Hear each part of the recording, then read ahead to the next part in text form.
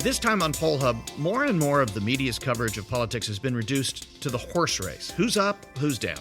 And that style of coverage is utterly dependent on polls. That's led to a huge increase in the number of organizations doing polls and also a big decrease in the number of good polls that are out there. So what happens if polls are forced to take on a new role? One that validates elections rather than predicts potential outcomes? This could get tricky.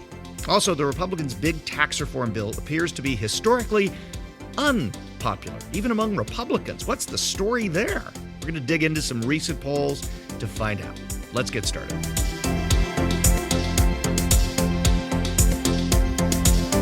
And hi, everybody. I'm J.D. Dapper, Director of Innovation here at the Marist Poll. And I'm Lee Marigoff, Director of the Marist College Institute for Public Opinion. And I'm Barbara Carvalho, Director of the Marist Poll here in the Hancock Center on the campus of Marist College in lovely Poughkeepsie, New York. A beautiful sunny day, but a bit crisp. Well, it's the time of year for the crispness. You know, we talk amongst ourselves and among fans of the podcast about how we actually like to get a little wonky. It would be easy for us to kind of sit here and just talk about politics or talk about trends in polling or, what's the favorite holiday. Those are fun things, but there's actually some very interesting, really interesting stuff that goes on with polling, especially the role that polling is taking in American life, not just in politics. And we alluded to it in the beginning with the horse race coverage and all that. But Lee, you've raised something that I think is really interesting, and that's what we want to talk about in this first segment. And that is that the role of the poll, the public opinion poll, which has essentially been the same since George Gallup sent people going knocking door to door in the 30s, right? Is on the precipice of a potential change that is kind of, to me, when we started talking about this off mic, I was a little worried about it. Yeah, it's a concern, and I think that if you were at a 3-credit course in evolution of survey research and polling, it'd be a long answer. Let me try to bring that down to under 15 weeks. George Gallup, when he started this off, he thought this was a great way to have the majority viewpoint included in the dialogue of a democracy. So that's what polling initially started out as, and and throughout its history, way back from then, it really says public opinion matters. So when it comes to the political scientist in me, I'm very much at home and comfortable with the notion that public opinion, as measured through polls, should be a player at the seat of deliberations. Okay, doesn't mean every time a politician makes a decision it has to be based on a poll. Okay, having said that, we've gotten to a point where we have a lot of discussion of fake news, fake polls, the question of possible interference with our elections, and the polls which have, we have an election and the results come in the United States, and then we say, well, how did the polls do? So the question becomes, well, what if we have a case where the numbers aren't being, accurately counted? There's interference. We have the Putin case recently, and what that might have been or may not have been. Well, what if we go down that road and there's more interference? Well, then the polls are going to move off of this, how good are the polls, which we talk about a lot on this podcast, to a different question, and that is, how are we going to keep the democracy accountable? Are we now going to be the policemen? Are we now going to be policing the elections to make sure that they were done on the up and up? The polls, in other words, may not be wrong. It may be that the count is off, and that is a whole different thing. Just a worrisome thing. I think also this we sort of started having this discussion when we were looking at a number of different questions about people trusting the news, trusting the government, trusting the president, and also trusting polls. And one of the things that we did find was that people's trust in elections has been declining. So right now, only about, in our latest poll a couple of months ago, only 51% of Americans said they actually trust the accuracy of our elections a great deal, or at least a good amount. 47% say that they don't really trust them, including 30% who said they had no confidence in our elections at all. So I think we're not thinking of, perhaps at this moment in time that the change in a role of polls, but certainly down the line, we've seen polls being used in this way in emerging democracies. Give me an example then. So, for instance, our good friend Joe Lenski at Edison Research, who does the exit polls nationally, also with a former CBS pollster who has passed away, Warren Matofsky. What they did was part of their business model was they went around the world globally to different countries who were starting democratic elections, and they would do exit polls at the same times of the vote. And polls in that instance were not used so much as we do to understand who voted and why. They were actually there to monitor the election. So there were human election monitors in many cases, the UN or other organizations. Exactly, and they worked in conjunction with them. With exit polls. Yes. So polls had a very different role in an emerging democracy. To make sure no one had their thumb on the scale. Right. In fact, in So- 2005, Azerbaijan. they were in Azerbaijan monitoring those elections along with the UN, and actually found that there were, I believe, About a dozen parliamentary seats. The pro-government candidate was, quote, elected, even though the exit poll said they were defeated. So the question became, which is right, the election or the poll? And in this case, the poll is a functioning of the accountability. So that's Azerbaijan, a new democracy. We're one of the world's older democracies. We kind of think that we actually have a system that works despite some election, some claims on one side that there's plenty of like voters that shouldn't be voting, and claims on the other. For instance, in the Georgia special election recently, there were claims that there might have been some problems with the voting system being hacked. There's the questions of Russian involvement. Sure. And then all of those voting records were erased from the Correct. Georgia servers, and people, go and say, very quickly you get into the conspiracy theories. So both sides of the political spectrum have growing concerns about the sanctity of the vote. But you're talking about Azerbaijan using polls in one way, and then us. I mean, aren't we better than that, or are we devolving back to the beginning of fledgling democracies? Well, we did introduce the topic as saying this is a concern, that potential. I don't think we're at that point, but is there a line that we could cross? Well, we're not sure what happened in the 2016 elections. There were a lot of accusations about rigged votes and interference and all that. And then there's examples that we have. And look, go back to 1960, and that might have not been a good count either in the Kennedy Nixon. So the bottom line is, I think that if we are going to have the fabric of democracy being strained a little bit right now, maybe we need the polls down the road to be in this check and balance they may role. just fall into that role. Yeah. And I think that was your concern, Jay, when you said, oh my God, we could actually be using polls in a very different way in the future than we think of them right now. And given that we've been talking about so many issues that surround polling and good polling, and we certainly believe and have found scientifically that if you are dotting your I's and crossing your T's in the idea of science, when you're doing polling, they can be very accurate, but that certainly gets muddied. But in a time where we're talking about automation, when we're talking about perhaps moving election systems more electronically, there are some issues with those kinds of ways of measuring and counting votes that we may be able to take some lessons from emerging democracies that are now trying to count votes in a 21st century way, where we started and we built our democracy in a very different time and in a very different way. So just in one way, I mean, there's a million ways that I look at this and go, wow, this is problematic for anybody to begin to push that role on polls and pollsters. But here's the one right off the top of my head. I'm like, well, this can't work. There are states where voting takes place over a period of 30 or 60 days. There are states where it is only mail-in. Oregon, I believe, is only mail-in. Yep.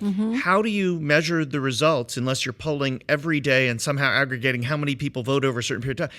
But I mean, how would you possibly get close to being a check on an election that is a mail-in election that takes place over 30 days? Well, what's really interesting is the exit polls are already doing that. And they are polling every day. And they're polling very close to Election Day. And then Finding out not if people certainly have voted. not in Oregon's case, because there is no day of voting, but then we're in states where there is day of voting, they then do an exit poll.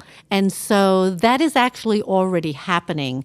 When we look at exit polls, and there is a science to it. Does that, are there corners cut? Right now, those projects are being financed by the media because they are interested in finding out who has voted and why they voted. So we can look at 2016, and regardless of whether you think the earlier polls were right or wrong or how that worked, we can look at exit polls, and our discussion about the election and the differences that we see between partisans is not just because we're talking to each other, but because we have the science of these polls, and we can see the differences among age groups, among people who have different levels of education. And I don't mean in terms of intelligence. I mean just in terms of I'm sorry, Lee? Formal background. Yeah, formal background. So let's wrap this up. What do you think an appropriate role would be, Lee? I mean, this has been your life, right? Is polling, right? Yep. Public opinion polling, and what rooting would for be, the Yankees. Is there and rooting for the Yankees, which we can't control for here? What would be the appropriate role, if any, of a poll in being a check and a balance on election results? Well, right now, we're comfortable with the polls being a narrative, which sort of help tell the story and help guide people who are analyzing, and journalists and those involved. Down the road, I think it's reactive to what occurs. Whether we emerge into that role depends upon, is the confidence in our counting of elections accurate? And if not, then I think we have to give serious consideration to scientifically based, funded surveys which help keep everybody honest in the process. We become part of the check and balances. We're not there. We don't have to, in the next segment, transition with the music from Star Trek or anything like that. But, I think we're, something to be concerned about, when we put our political science hats on. And, a friend of Poll Hub and someone we've had on the show before, Ron Brownstein, who is at Atlantic Media and National Journal. He was a Los Angeles Times political. Seen on CNN. And he's CNN, you see him all the time. He talks about the coalition of transformation and the coalition of restoration as the Trump coalition and the other coalition, if you will, without naming it as a Trump thing.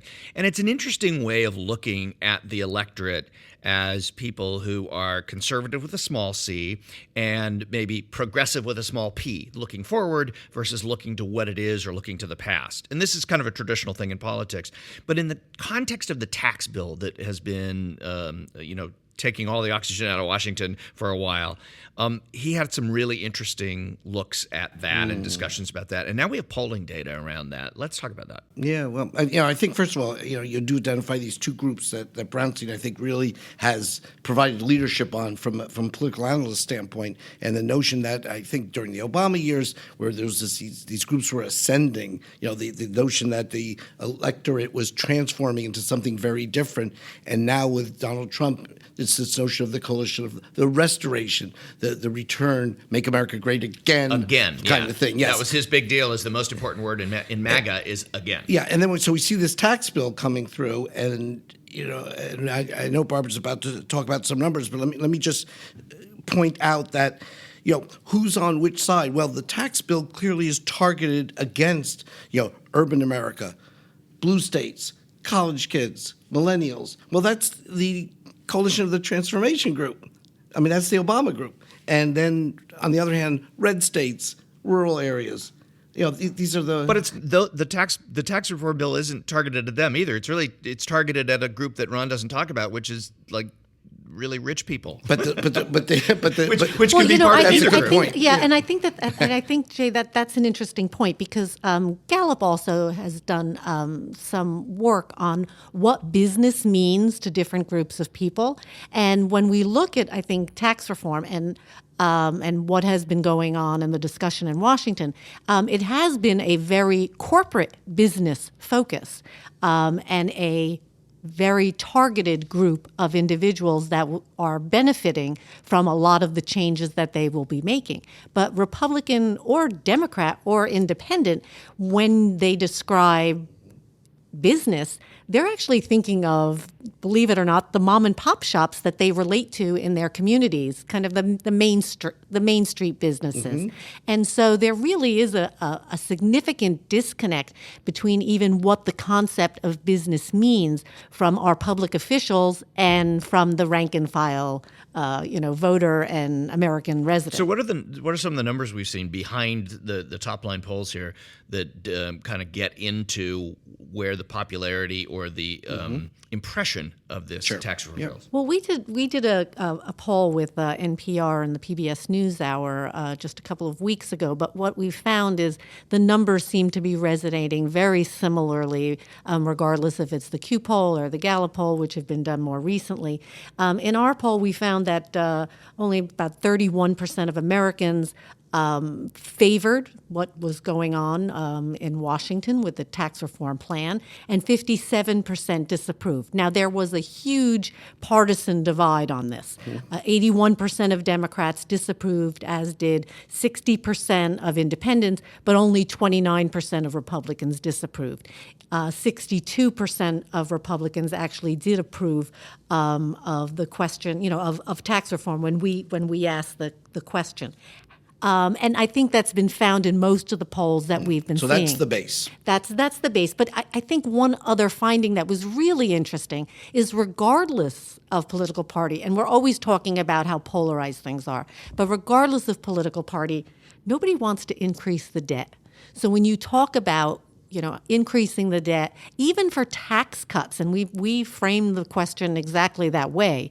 We said if you're raising the deficit, but you're going to get a tax cut, would you still want to do? We made it personal. Do you still want to raise the debt? And the answer was an unequivocal no. Even Republicans. Even Republicans. So the idea is, and frankly, I was surprised by that result. I would figure getting a tax cut for myself would be something that would be extremely attractive as opposed to the deficit debt down the road, but not the case. And the underscoring these numbers, Harry Enton at 538 has recently written that the current tax cuts in these are more unpopular than previous tax hike proposals. So we're actually at the point where the groups pushing this is really an isolated group, largely in Congress and the White House. They're really out of step. So the whole narrative, the political narrative, has been the Republicans have to have a win, and that's why this has happened. This tax bill has happened and has passed the House and the Senate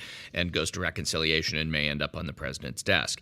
But how is it a win if even among the base? I'm pretty shocked that only 70% or 65% or whatever, everybody's got roughly the same numbers, of the base approve of this. That's actually a pretty low number. Yeah, it's to a have tax 3 cut. in 10. A tax cut, how could a tax cut not be popular with everybody? And even Republicans, even Trump's supporters, it's only 7 in 10 or 6. There's been a lot of discussion about how this may not be the tax cut that goes, sometimes we hear it's a tax cut program. Sometimes it's a simplification so you can file your tax returns on just on a postcard. Well, hang on, guys, because I think there's a little more here too. Okay. If we're looking even beyond just the tax reform, and I think one of the things was interesting. We had David Lightman from the McClatchy News Service, chat with us a little bit ago, and he talked about taxes as social engineering. In other words, in the past, what our tax reform has been is that both sides get together and they try to think about what the future is of the country. And it's a way of moving investment in certain directions. It's a way of, guiding what your, values and plans are for the long term in the country. And I think part of it is because it's seen as such a political document at this point, that it has undermined, some of the trust that people really have in that negotiation.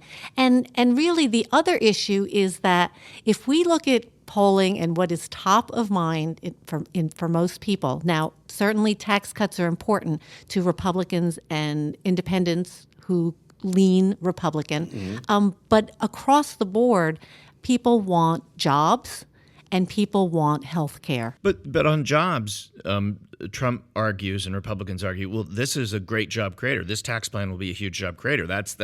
They do polling too. They know that. So that's the way they try and brand it. Is that branding failing? I think it is, and in the sense that it is not now something, particularly within the context of this discussion. Again, you're seeing much lower numbers, even among Republicans, that are buying that so, Lee, is this a argument. Is this a case of them being hoist on their own petard? Well, to quote Shakespeare, which I don't believe we do very often. We've gotten through 20 episodes and not quoted Shakespeare. Yes. So, but because Republicans have talked about the deficit. Yeah. Ad nauseum or ad infinitum, whatever. I mean, for good reason, you could argue, that has been their clarion call, their single clarion call throughout Reagan, even before Reagan, and then throughout all of Reagan and everything else. And now they're the ones who are raising the deficit, but there's a chapter, and that's more important but there's a than a tax cut. There's a chapter 2 to what is in their playbook, as it were, and that is that they're going to start talking about entitlements because now they've created this big gap in the budget. And so the next discussion in Washington is going to come back to the discussion of Medicare, Medicaid, and the like, which may not be popular either, but it will, at least from the Republican standpoint, try to address that great gap that's now been created by the proposal. Yeah, because one of the storylines that has been propagated, especially in the last few weeks, has been there's been a lot of talk about the 1987 tax reform package that Tip O'Neill, Democrat, and Ronald Reagan, Republican, put together, right? And this was the last great tax reform package in which both parties participated. It took 2 years. I was about to say it actually took years and hearings. But it fundamentally redirected the tax code. But one of the things that I've heard a lot from Fox News and conservative commentators is, but the Democrats broke the deal because the deal was that they'd cut spending, but then Democrats controlled Congress and they didn't cut spending. They increased spending. I mean, that seems to fit in this to fit in the narrative that might be playing out then next year in why cuts would have to come. Except for the fact that in 2000 we were talking about the peace dividend. We no longer we had a surplus. We no longer had a debt. So I think we've come a long way in the last 17 years of this century. And I think there's enough blame to go around. This tax reform bill certainly is different. I think that when we saw the outrage of cutting back and taking apart Obamacare, something that was not even considered to be all that popular, when we move to Medicare, I think that's going to be if we do. I mean, let's put an asterisk on that. As we record this, there is no tax reform bill. There's a reconciliation process in place. But as this episode is being recorded, historians in the future may listen to this and say, well, it never happened. Yeah. So. Well, but here's the bottom. I think there's a bottom line in all this as to why this is so unpopular. And I think it has to be understood in the context of, a lot of it, what else has been going on electorally and since Donald Trump has assumed office. And the question that we've asked, and we're going to be trending in the Marist poll, are the policies of Donald Trump, and in this case the tax program, does that benefit the wealthy, the middle class, and the poor? And what we're seeing in this question is that people really think this is something for the wealthy. Although I don't think this started with Donald Trump. No, it did not. This really is something we're seeing, a polarization that has been going on for quite a number of years, and there is clearly a disconnect between what people see as what's going on in Washington and what's going on in their own lives. And perhaps they saw Donald Trump as that answer, and Drain the swamp. it may not be what they expected. So one final note is that we would be remiss if we didn't comment on the passing of a colleague, Mickey Carroll, who we've known for decades, back to his New York Times reporting days and as a columnist. And the head of the Quinnipiac poll for recent years, and certainly a someone who will be very much missed both in the polling and journalism communities, and for us, a friend as well. We will miss him. And that'll do it for this edition of Poll Hub. Poll Hub is a production of the Marist Poll here at Marist College in Poughkeepsie, New York, and our executive producer is Mary Griffith. And please send us any questions you have about polling and where you think it's been and where you think it's going to go. You can do that at pollhub@marist.edu. And you can check out Poll Hub on any various ways of social media, which I've learned about in recent years. Marist Polls on Twitter, we're on Facebook, Snapchat, and Instagram. And don't forget, I'm told to make you subscribe. You can't get a free ride. You have to just listen. No, it doesn't cost money. It doesn't cost You anything. have to subscribe. They have to subscribe. Yeah, but it's not a money. Yeah, It's not a free ride. It's an emotional commitment to what we're doing. Emotional. Well, That's there you good. go. I like that. All right. Happy holidays, Yes. too. Although we'll probably have another one before the holidays. But happy holidays and subscribe.